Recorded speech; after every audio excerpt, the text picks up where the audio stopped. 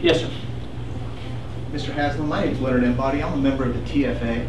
I don't need a permit to go to church. I don't need a permit to walk down the street. I don't need a permit to talk. Do I need a permit to carry a handgun in the state of Tennessee? And if I don't, are you going to support legislation that's going to change the way that the handgun carry permit system is in the state so that citizens have the right to bear arms and they don't have to beg the state for a permit?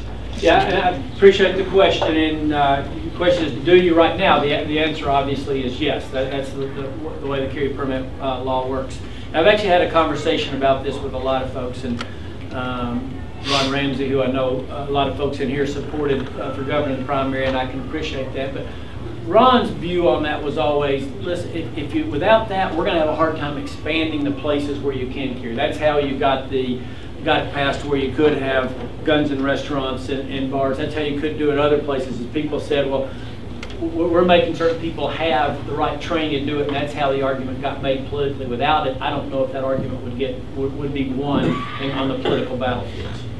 So I know you might not like that answer, but that's probably reality with what we're doing.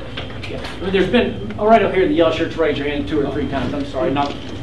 Mayor Haslam, I live in Murfreesboro, and I'm a member of the TFA. This is not a gun-related question. Okay. I moved here from Ohio in late 1996, and I found that Tennessee is a great place to live. I hope I have some means when I retire, and I found out that Tennessee is not a great place to retire because of the estate tax. Right. What's your position on the estate tax in Tennessee, which is even more onerous, I think, than the estate tax with the federal government? Yeah, it's actually a great question. The estate tax, Tennessee, some states have estate taxes where when you die, a certain percentage goes to the government. So the federal government obviously has that. Some states have it, some don't.